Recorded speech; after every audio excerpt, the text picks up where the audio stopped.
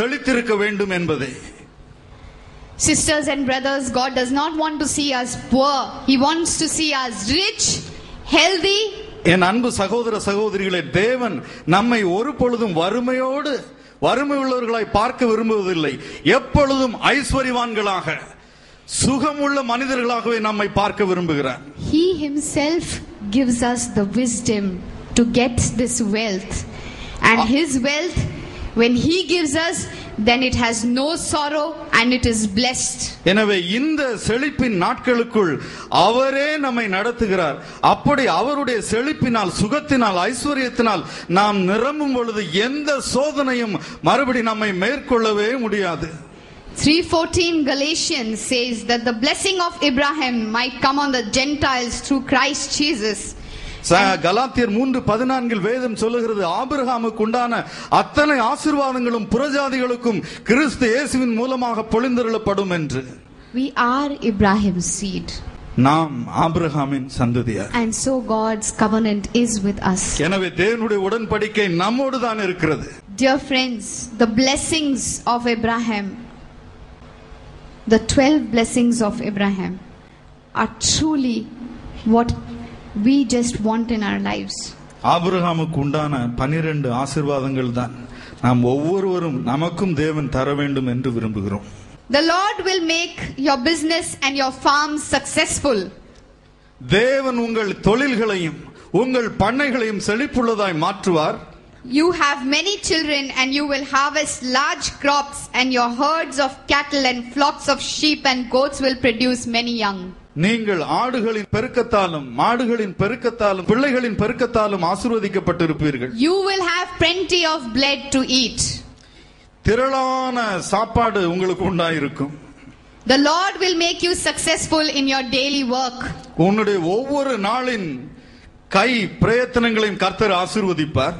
The Lord will help you defeat your enemies and make them scatter in all directions. உங்கள் சத்துருக்கள் எல்லாரையும் நீங்கள் முறியடித்து அவர்கள் சிதறி எல்லா திசைகளிலும் ஓடும்படி அவர் செய்வார். The Lord your God is giving you the land, and he will make sure that you are successful in everything you do. கர்த்தரே உங்களுக்கு இந்த தேசத்தை தருகிறார். எனவே நீ செய்யும் எல்லாவற்றிலும் நீங்கள் செழித்திருக்கும்படி அவர் பொறுப்பேற்றுக் கொள்வார். Your harvest will be so large that your storehouses will be full. உங்கள் அறுவடை திரளாயிருக்கும், நீங்கள் சேமிக்கும் கிடங்குகளும் அப்படி பெருகியிருக்கும். If you follow and obey the Lord, he will make you his own special people, just as he promised. ஆனால் நீங்கள் கர்த்தருக்கு கீழ்ப்படிந்து அவர் வழிகளில் நடக்கும் பொழுது அவர் உங்களை தம்முடைய சொந்த ஜனமாக இந்த ஆசீர்வாதத்திற்குள் வழிநடத்துவார். The Lord will give you a lot of children and make sure that your animals give birth to many young. தேவன் உங்களுக்கு திரளான பிள்ளைகளின் ஆசீர்வாதத்தை தந்து இவ்விதமாய் உங்களை ஆசீர்வதித்து பலுகி பெருக பண்ணுவார். The Lord has promised your ancestors that this land will be yours, and he will make produce large crops for you.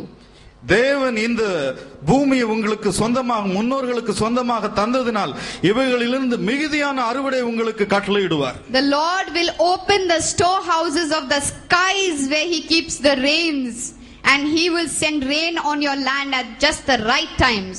தேவன் தம்முடைய வானத்தின் பலகணிகளை திறந்து ஏற்ற வேளையில் தேவையான மழையை பொழிந்தருளி திரளான செல்வத்தை விளைவிப்பார். He will make you successful in everything you do.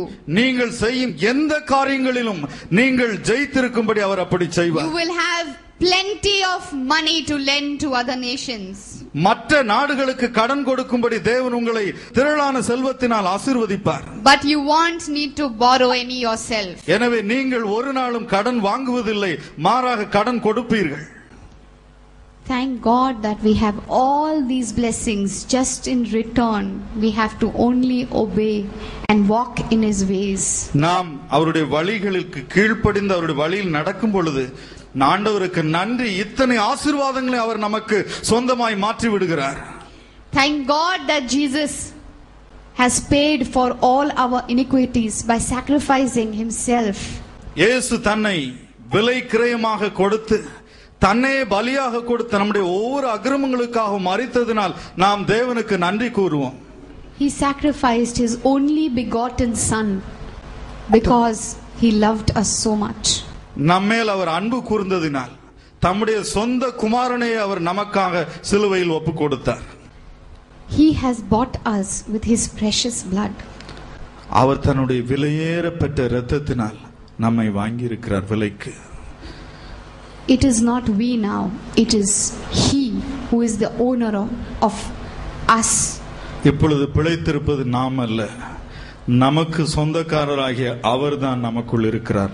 So we are his workmanship and we have no right to belittle his workmanship. நாம் அவருடைய கரத்தின் கிரியைகளாய் இருப்பதனால் நாம் அவரை குறித்து கேள்வி கேட்பதற்கு எந்தவித உரிமையும் நமக்கு இல்லை.